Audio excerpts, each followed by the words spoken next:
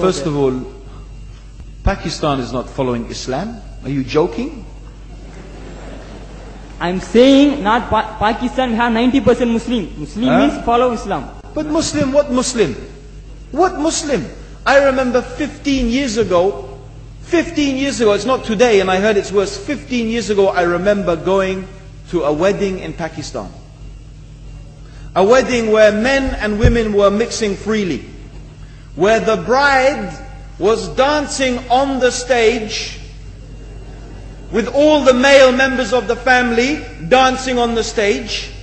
I'm sure somewhere around, we probably hidden in a corner then, but I hear now it's open, drinking alcohol. What Muslim are we talking about? This was 15 years ago. Now I hear it's even worse. Oh yes, they're Islam. When the bride and the groom are walking to the car, they're holding the Quran over their head for blessing. That Islam? That's not Islam. What Islam is that? That's exactly the thing I'm talking about.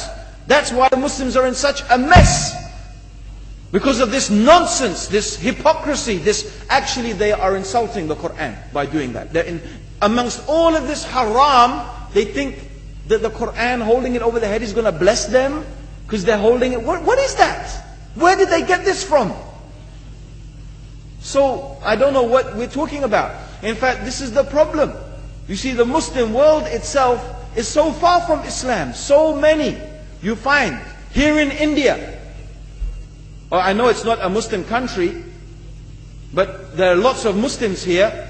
But I don't know what sort of Muslim. Most of them go to the dargah and they call upon some dead person in the grave, and they think that by talking to a dead person, they're going to have their needs fulfilled. What's the difference between that and worshipping an idol? There's no difference, believe me. It's shirk. I've seen it myself with my own eyes. I'm praying in the masjid. The adhan goes. The people are praying in the masjid. And the people in the dargah are not coming to the mosque to pray. They're still going around the dargah and making all their whatever the things they do. What's that? That's not Islam. You go to many countries. You find Pakistan, you want to see Islam in Pakistan. You know, in England, in every street corner we have a pub. You know what's a pub? You know what's a pub? Like a bar, you know, a place where you sit and drink alcohol. Yeah? Yes? In Pakistan, believe me, they have something worse than that. Yes, worse.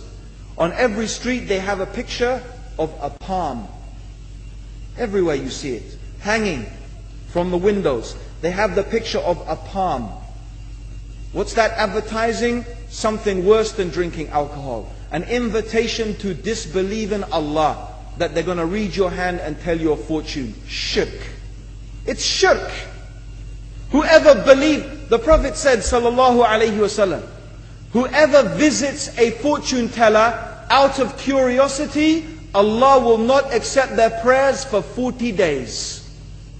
Whoever believes in the fortune teller has disbelieved in Allah and His Messenger.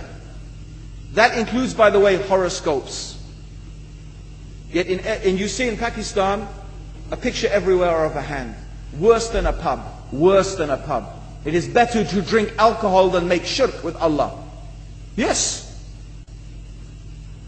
So this is the Muslim countries. You will not find one except they are not doing magic and shirk and kufr. Or except maybe one or two you will find.